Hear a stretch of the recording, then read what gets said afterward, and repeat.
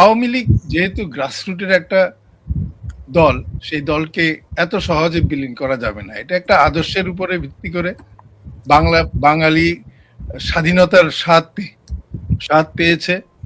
এই স্বাধীনতার স্বাদ বিগত ৩টা সেশনে জাতির জনক বঙ্গবন্ধু কন্যা প্রধানমন্ত্রী শেখ হাসিনা বাঙালিকে দেখিয়েছে যে শুধু রাজনীতি মুখের বল নয়, করে দেখিয়েছে।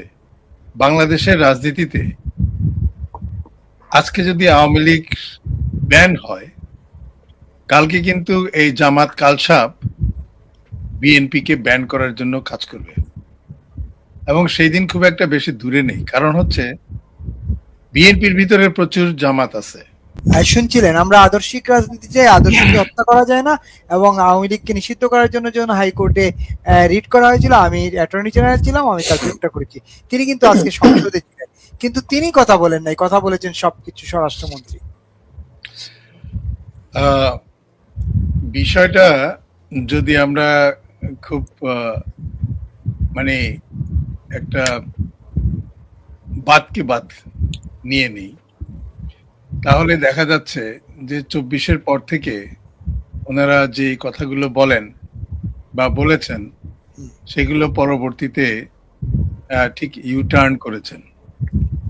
তার মানে হচ্ছে ২৬-এর ফেব্রুয়ারি অথবা সেই সময় দাঁড়িয়ে ২৪-এ দাঁড়িয়ে ওনারা ভাবছিলেন যে আমরা এই যেহেতু ২৫-এ আওয়ামী লীগের কর্মকাণ্ডকে স্থগিত করবেন, ব্যান করবেন, দলকে তখনও করেননি। তারা এই আওয়ামী লীগের ভোটারদেরকে যেভাবে ফেব্রুয়ারি মাসের ভোটে কাজে লাগিয়েছে, সেটা বিএনপি আওয়ামী লীগের ভোটারদের উপর দিয়েই কিন্তু সংখ্যাগরিষ্ঠতা পায়। এখন সংখ্যাগরিষ্ঠতা পাওয়ার পরে তাদের তো আর আওয়ামী লীগের দরকার নেই। এখন ৫ বছরে তারা তাদের মাঠ তৈরি করবে। বরঞ্চ আওয়ামী লীগ যদি না থাকে, তাহলে তারা মনে করছে যে অনেকেই আওয়ামী লীগের ভোটগুলো তাদের পক্ষেই দিবে, কারণ কিছু কিছু মুক্তিযোদ্ধা তাদের কাছে আছে। এখন প্রশ্ন হচ্ছে, আমি এর মধ্যে একটা কথা বলে দেই, বাংলাদেশের রাজনীতিতে আজকে যদি আওয়ামী লীগ ব্যান হয়, কালকে কিন্তু এই জামাত কালসাপ বিএনপিকে ব্যান করার জন্য কাজ করবে, এবং সেই দিন খুব একটা বেশি দূরে নেই। কারণ হচ্ছে বিএনপির ভিতরে প্রচুর জামাত আছে, প্রচুর যুদ্ধাপরাধী রয়েছে। তারা ঠিক সময় মতো জামাতের দিকে চলে যাবে। এখন কবে যাবে? আপনারা জানেন যে তারা কনস্টিটিউশনে ৭০ অনুচ্ছেদ, এটা ক্রস ফ্লোরের একটা অপশন থাকে। তারা যদি আগামীতে এই সামনের আপনার যদি সেইটা করতে পারে, পপুলারিজম যেটা সেটা করতে পারে, তাহলে কিন্তু রাতারাতি দেখবেন যে অনেকেই বিএনপি থেকে এখন ঘাপটি মারে বসে রয়েছে, গুপ্তভাবে আছে বিএনপির ভিতরে। ২৪-এ যেরকম ২৪-এর পরে যেরকম ছাত্রলীগের ভিতর থেকে, লুঙ্গির ভিতর থেকে জামাত বের হয়েছে, ঠিক এরকম বিএনপির লুঙ্গির ভিতর থেকে কিছুদিন পরে এই সংসদে জামাত বের হবে, ক্রস ফ্লোরে যাবে, এবং ক্রস ফ্লোরে গিয়ে তখন জামাত থাকবে মেজরিটি এবং বিএনপি থাকবে মিনরিটি। সেই দিনটা আমরা দেখতে হবে। এর মধ্যে যে কাজটা এখন আপনি যে শিরোনামটা দিয়েছেন, আওয়ামী লীগের নিষিদ্ধ এবং হজম করতে পারবে কি বিএনপি? বিএনপি হজম করার দরকার নাই, বিএনপিকেই হজম করে ফেলবে। বাংলাদেশের এই যাবৎ, যেমন আমার পূর্ববর্তী সহ-আলোচক জিয়া করিম, তারপরে আমাদের ওই ভাই বললেন সবাই, দেখেন আওয়ামী লীগ, আমি কালকেও মনে হয় একসেটে বলেছিলাম, আওয়ামী লীগের জন্মটা কিন্তু গ্রাসরুট থেকে, এবং আওয়ামী লীগের ৬৯-৭০-এ ৭.৫ কোটি বাঙালি একসাথ হয়েছিল একটি তর্জনের ডাকে। আজকে 26-এ এসে সেই 7.5 কোটি কিন্তু এখনো রয়েছে। পপুলেশন বাংলাদেশের জনগণের সংখ্যা বেড়েছে, কিন্তু আওয়ামী লীগের সাপোর্টার সেই 7.5 কোটি কিন্তু এখনো রয়েছে। কারণ হচ্ছে ওই পরিবারগুলো থেকে যারা জন্ম হয়েছে, আবার কিছু সিনিয়ররা চলে গেছে, 7.5 কোটি আছে। এই 7.5 কোটি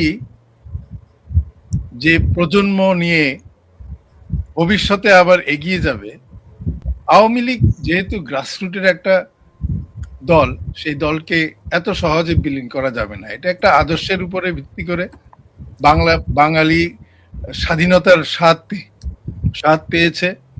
এই স্বাধীনতার স্বাদ বিগত 3টা সেশনে জাতির জনক বঙ্গবন্ধু কন্যা প্রধানমন্ত্রী শেখ হাসিনা বাঙালিকে দেখিয়েছে যে শুধু রাজনীতি মুখের বল নয়, করে দেখিয়েছে একটি স্বাধীন দেশকে কিভাবে উন্নতি করতে হয়। এবং এই যে কাচরা, আজকে যেই কাচরারা 71-এর 71-এর বিপক্ষের শক্তি কাচরা, এদের গোপন তৎপরতাকে কিভাবে বিগত সরকার মিনস আওয়ামী লীগ সরকার এদেরকে দমিয়ে রেখে দেশের উন্নয়নের কাজে ব্যস্ত ছিল এবং করেছেন, এই স্বাদ কিন্তু বর্তমান সরকার দিতে পারবে না। এই স্বাদ দিতে পারবে না, যেমনটি জিয়া করিম বলেছে আরো 6 মাস আগে ছিল খাম্বা আছে তার নেই, বিদ্যুৎ নেই, এখন পাওয়ার স্টেশন আছে কিন্তু তেল নাই, কিছুদিন পরে গুদাম আছে খাওয়া নাই। হ্যাঁ, এখনো শেখ হাসিনা নামে যেই চাউলের বস্তাগুলো আছে সেগুলো দিয়েই চলছে। বিগত 20 মাসে আজ পর্যন্ত নতুন একটা সরকার হওয়ার পর পর্যন্ত তাদের জনমুখী কোনো কল্যাণকর কোনো কাজের মধ্যে তারা নেই। বরঞ্চ এখন একটু জায়গায় মতো আসি, সেটি হচ্ছে যে তারা বিগত 18 ইউনূসের সরকারের সময় তারা যেটা করেছে সবাই মিলে, সেটি হলে মবের বাংলাদেশ তৈরি করেছে এবং ইউনূস ছিল মবস্টার। এই মবস্টার বলাতে আমাকে অনেকে, খুব সিনিয়র মানুষ, ফোন করে বলেছে যে এটা একটু বেশি হয়ে গেল। হ্যাঁ, বিপুলটাকেই প্রথম আমরা মবস্টার বলেছি শুরু এবং করেছি। আমাকে যখন সেটা বললো, আমি 18 মাস পরে ওনাকে আবার কল করে জিজ্ঞেস করেছি আমার কথাটা কি ঠিক ছিল মবস্টার। ওনার মুখটা চুপ হয়ে গেল, বললো যে এ তো তার কাছ থেকে আশা করিনি, এটা জাতীয় বেঈমান বের হলো আরেকটা। যাই হোক, এখন কথা হচ্ছে এই ফেব্রুয়ারি নির্বাচনটা হচ্ছে একটা দেখাওয়াট অর্কেস্ট্রেটেড একটা stage, but continuation of Yunus মবার গভর্নমেন্ট। এই মবারদের যে কন্টিনিউশনটা এখন তারেক জিয়া হাতে নিয়েছে এবং ঠিক সেই কায়দায় কিন্তু চলছে। আমি এটা বলতাম না যেভাবে একজন স্বনামধন্য উনি আমাদের শিরিন শারমিন, তিনি কিন্তু ব্যক্তিগত জীবনে খুব উৎকর্ষ মাপের একজন সুশিক্ষিত এবং স্ট্যান্ড করা ছাত্রী, ঢাকা ইউনিভার্সিটিতে ফার্স্ট করা ছাত্রী, এবং উনি বাংলাদেশের রাষ্ট্রীয় জায়গা থেকে 3 নম্বর পদে আসীন ছিলেন একজন স্পিকার হিসেবে সংসদে।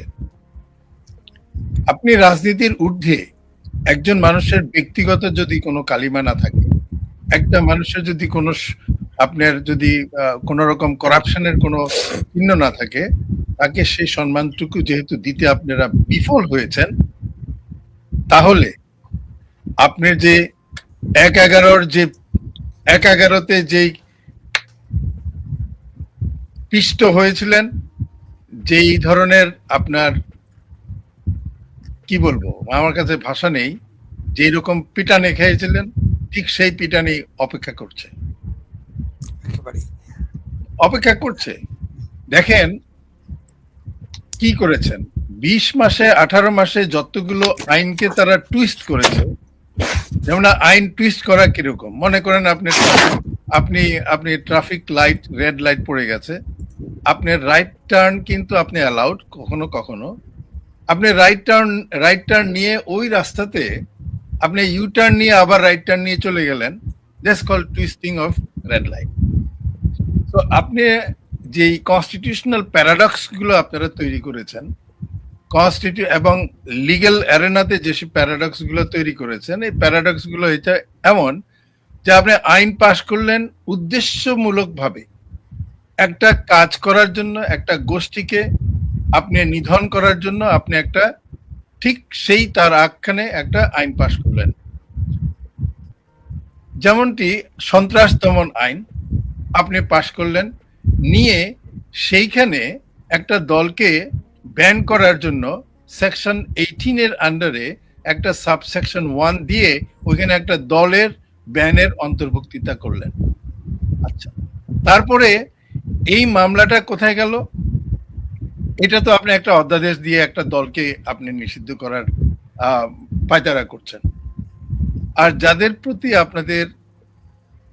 যাদেরকে আপনারা জেনোসাইড এবং ক্রাইম এগেইনস্ট হিউম্যানিটির অভিযোগে অভিযুক্ত করছেন, তাদেরকে নিয়ে গেলেন কোথায়? আন্তর্জাতিক অপরাধ ট্রাইব্যুনাল, যেখানে একমাত্র 71-এর যেই মহান মুক্তিযুদ্ধের সময় যারা রাজাকার আল বদর, আল শামস পাকিস্তান অকুপেশন মিলিটারির সাথে মিলে বাঙালিকে নিধন করেছেন, জেনোসাইড করেছেন, তাদের জন্য যে আইনটি তৈরি করা হয়েছিল, সেই কোর্টে সেই আইনের আদলে আপনি 24-এর বিষয়টা নিয়ে এসেছেন, যেটি কোনো যুদ্ধ হয়নি কারোর সাথে। আপনি দেশে একটা আপনার একেবারেই ইলিগাল অ্যাবজর্পশন হয়েছে, সেটাকে আপনি নিয়ে এসছেন। মন্দা কথা হচ্ছে আপনারা মবের মাধ্যমে বাংলাদেশের একটা সুস্থ আইনকে অসুস্থ তৈরি করছেন, সুস্থ বিচার ব্যবস্থাকে অসুস্থ তৈরি করছেন, এবং নিজেদের মতো করে আপনারা কাজটা করছেন। একটি সংখ্যা গরিষ্ঠ এবং অথবা একটি বিরাট একটা সংখ্যার জনগণকে ডিপ্রাইভ করার জন্য যখন আইনকে ব্যবহার করা হয়, যখন কনস্টিটিউশনকে ব্যবহার করা হয়, সেটাই হচ্ছে প্যারাডক্স। একদম। এখন দেখেন, আপনি যে প্যারাডক্স দিয়ে আপনারা আসলেন, সন্ত্রাস করে আসলেন, আপনারা সন্ত্রাস করে আসার পরে আপনাদের কোনো বৈধতা নাই, যে অবৈধভাবে বসে, যেখানে কনস্টিটিউশনে এরপরে দেখেন ত্রয়োদশ অ্যামেন্ডমেন্ট যেটা ছিল, সেটাকে আপনি যখন চলে আসছে নভেম্বরের 25-এ, মানে 2025-এ, তখন কিন্তু আপনি নির্বাচনটা যখন 26-এ করলেন, সেই নির্বাচনটা ওই আদলে করলে আজকে যে সরকার গঠন করেছেন, এটার কিছুটা হইলেও আপনার কনস্টিটিউশনালের বিষয়টা থাকতো।